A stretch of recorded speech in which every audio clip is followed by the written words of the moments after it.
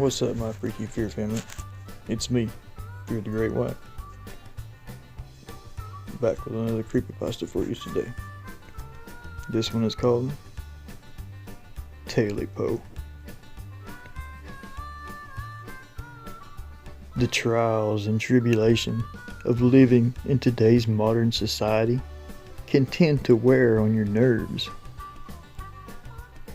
One can grow very weary of dealing with bills, taxes, insurance, traffic, and pollution, not to mention anything about keeping food in the refrigerator.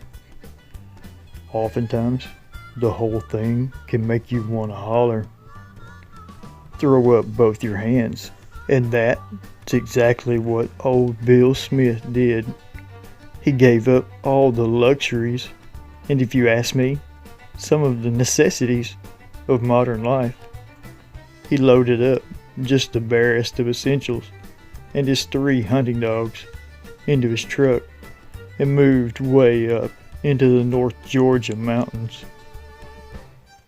Smitty, that's what all us folks in town called him, figured out it wouldn't be that much of an adjustment.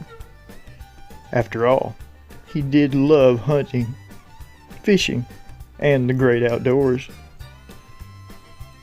And he did have the companionship of his 3 best friends, his dogs, I know, you know, and Comptico Calico.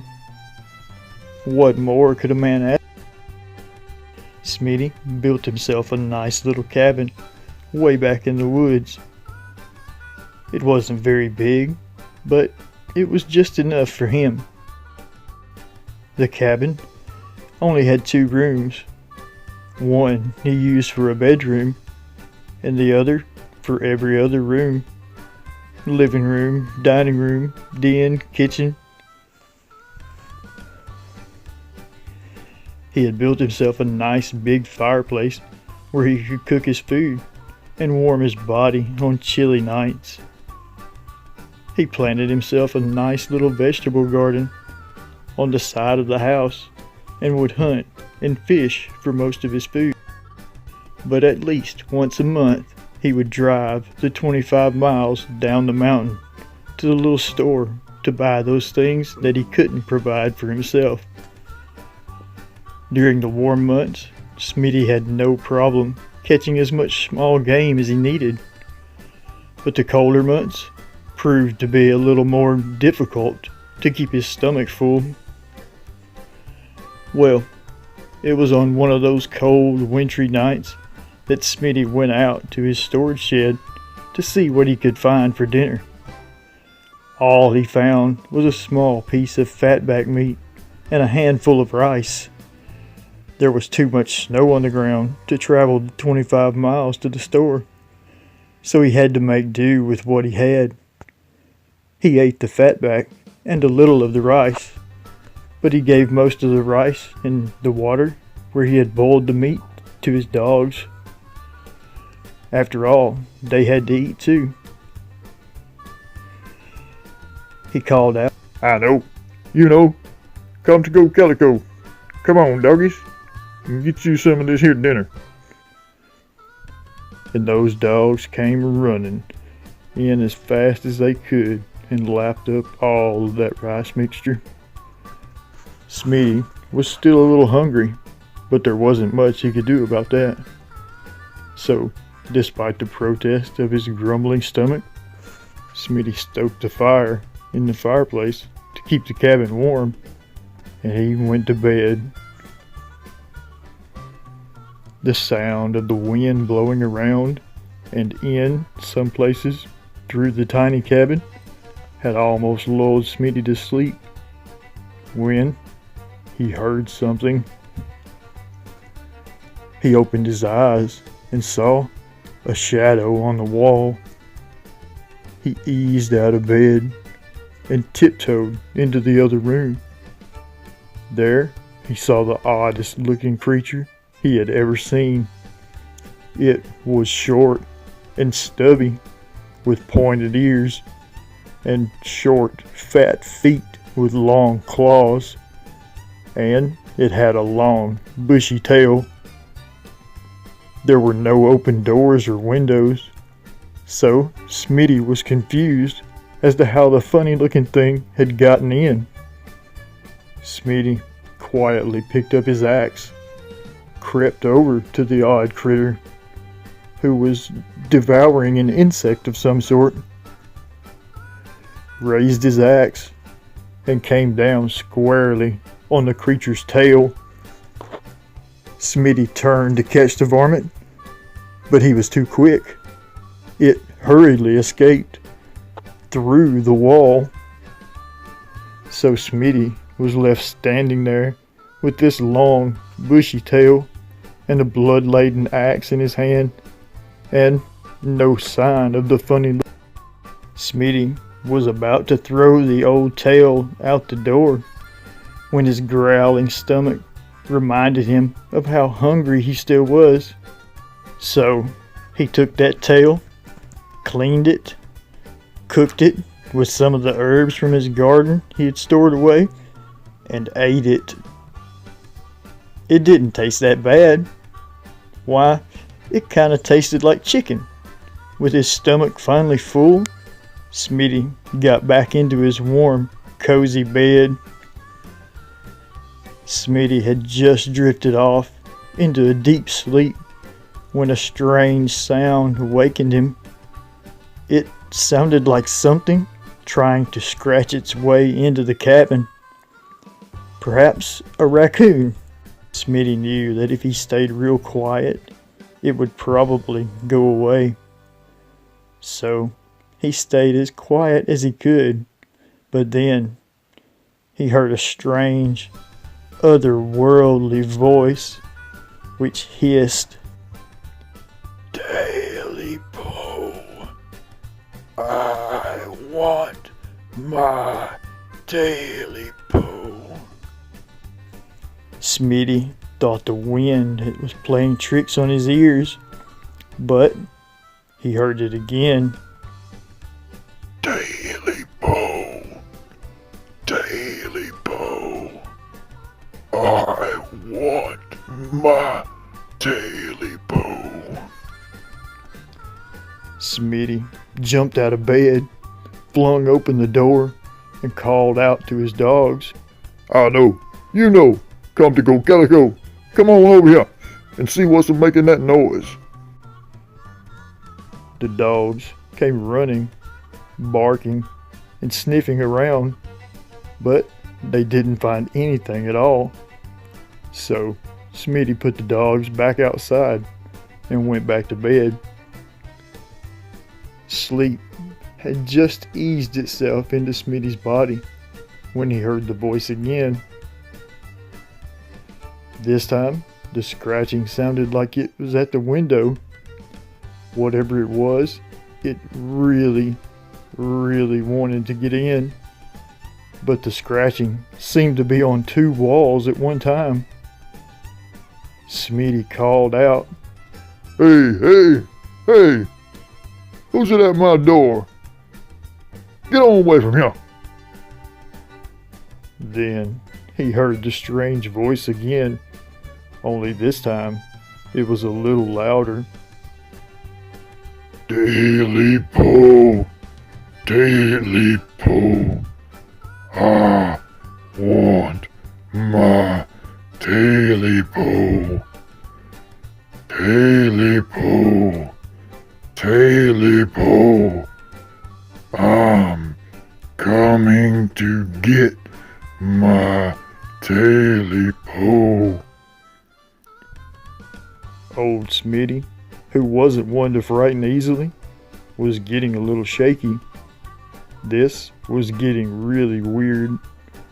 So he eased to the window and called, "I know, you know, come to go calico. Come on over here and see what this is scratching in my house."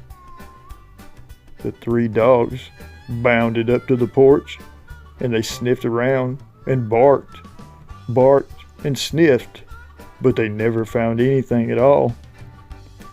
Smitty decided to stay up for the rest of the night to protect himself, his dogs, and his little cabin.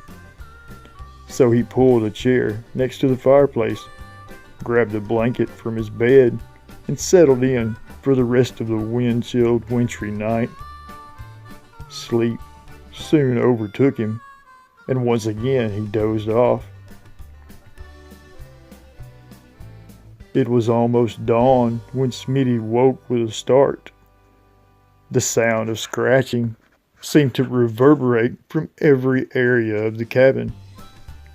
Smitty searched frantically for his axe, his rifle, or something to defend himself with. But he was so frightened, he couldn't find anything. The scratching grew louder and louder and louder, and then the voice. TAILYPO, where is my TAILYPO? Give me back my TAILYPO. Smitty yelled back. Leave me alone. I ain't got your TAILYPO. Then he called. I know, you know. Come to go calico. Come on in here and protect your old master. This time, the dogs didn't come. So, he called again. I know, you know. Come to go calico. Don't you hear me calling you? Come here, doggies. He waited and waited, but still not one dog came running. Smitty had never been so scared in his life. He ran to his bed and jumped in. The scratching and the voice grew louder and louder and louder. Smitty yelled back as loud as he could. I ain't got no TAILYPO, so why don't you leave me alone and go on about your business? I ain't never hurt nobody or nothing. Just leave me alone. The scratching seemed to be inside the house now, and the voice was so loud it was deafening. TAILYPO, you took my TAILYPO, and now I'm back to get it. Give it to me now. Smitty pulled the cover up over his head and stayed as quiet as he could, but the scratching was now in his room. TAILYPO, you better give me back my TAILYPO. Smitty then felt the thing scratching up the bottom of the bed and onto the covers. Smitty eased the cover down to see what was steadily approaching. Then he saw it. A short, stubby creature with pointed ears, fat feet with long claws, and bloodshot red eyes that glowed in the dark. Eyes that seemed to burn straight through Smitty. Before he could pull the cover over his head again, the thing pounced on his chest, looked straight down at him, and said, You got my TAILYPO, and you better give it back to me now. Smitty yelled, I ate it. I ate your TAILYPO. It's gone. and that thing started to scratch and claw and tear away at poor old Smitty, trying to get that TAILYPO back. Smitty tried to fight back, but that thing was too strong, and those claws were too sharp. Smitty's screams echoed throughout the dark mountains, then stopped, leaving a chilling silence. After a month or two without hearing from Smitty, the folks who owned the store at the base of the mountain went up to his cabin to make sure everything was all right. When they got there, they found his cabin torn to shreds, but no sign of Smitty or the dogs.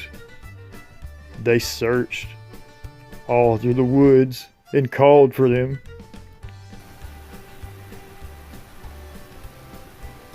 Smitty, I know, you know, come to go Calico. But they never found a thing.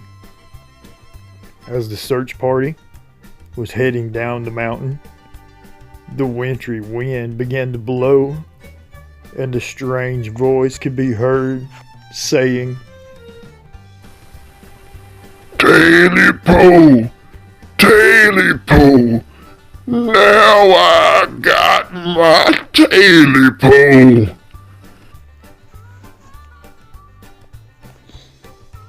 that was TAILYPO. Hope you guys enjoyed that. Don't forget to like, comment, and share. And click that sub button if you want to join this freaky fair family. As always, I'm GreatWhite. You're freaking awesome. I love y'all, and I'm out. Bye.